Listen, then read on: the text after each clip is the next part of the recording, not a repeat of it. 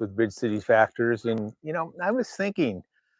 I was thinking the other day about, we all make mistakes in our investing. And um, sometimes that mistakes cost us a lot. Sometimes it's a little bit inconsequential. Either way, we learn from them. But let me give you a couple quick examples of the things that happen in my life right now. And I kind of looked it up here. And of course, I do some stock and options trading and things like that. And that's uh, kind of fun for me, but I actually can grow my portfolio, personal portfolio, that very well. And here, about a year or so ago, a little over a year ago, I bought some Intel stock. INTC, bought 500 shares of Intel stock at $20 a share, which is a great price at that time. Intel was off for a long, long time. Decided to buy it because it looked like things were starting to look up. Fundamentals were starting to look strong, and it did. It started growing. It started growing. Went from 20 when I bought it up to 25, and eventually it went all the way up to 36 and a quarter.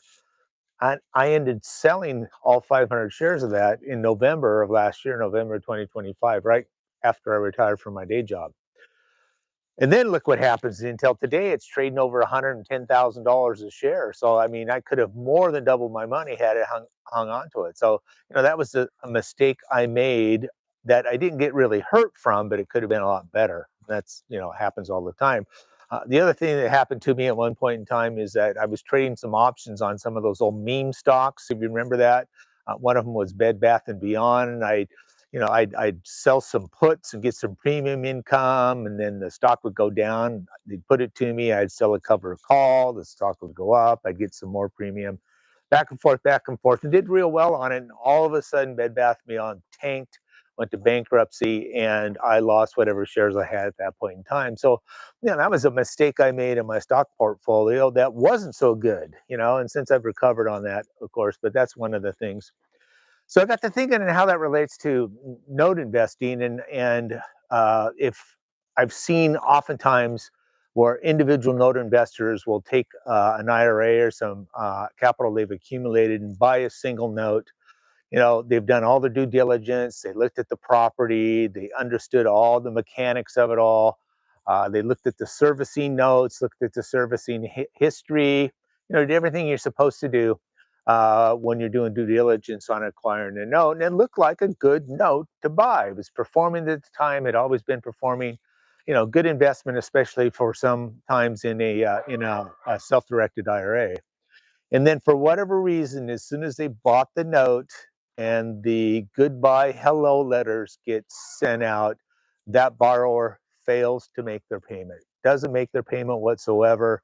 Within 4 to 5 months, the loan is in foreclosure, and that poor investor who has all their capital tied up into that one asset, you know, oftentimes, frequently, I guess is a better word, loses, has a loss on that stuff. And it's a lesson learned. And I know a lot of people, from 2014, 2015, and those kind of days involved in buying individual notes. They may not have been fully engaged in it like I was, and they ended up losing a lot of money.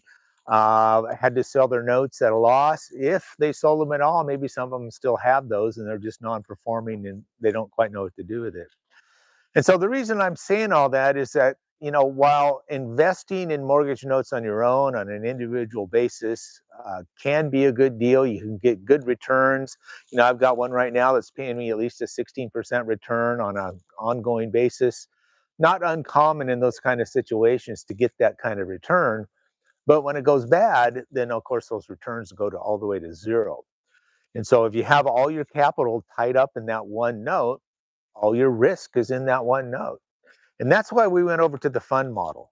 And because if you have a fund of loans where all the risk is spread out over the whole portfolio, then the risk is lessened and carried by the performing loans if one or two of those go bad. And so, for a lot of people who want to invest in notes, I encourage you that. There's a lot of my friends out there who will train you and teach you on how to do that. And it's a good thing if you want to learn a new industry and you want to pay attention and learn all the nuances in that. There's a lot of times that people will teach you how to acquire a note, how to get it transferred, but then once it gets into the servicing phase, you know, uh, oftentimes you're on your own.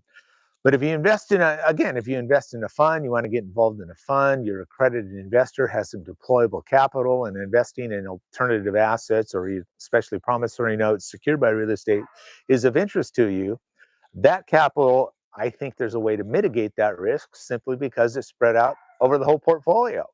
And so if that's interest to you and you'd like to explore that option a little bit more, I encourage you, give me a call. Let's talk about it, or email me at cody@bridgecityfactors.com. You may be watching this on my LinkedIn channel, which is great. That's kind of what I try and do, is get out there and talk to people about that. But shoot me a message either way, and we can talk about how to invest in promissory notes secured by residential real estate on a passive basis by investing in a note fund. Anyway, thank you very much for listening. Again, Cody Cox here, Bridge City Factors, and happy investing.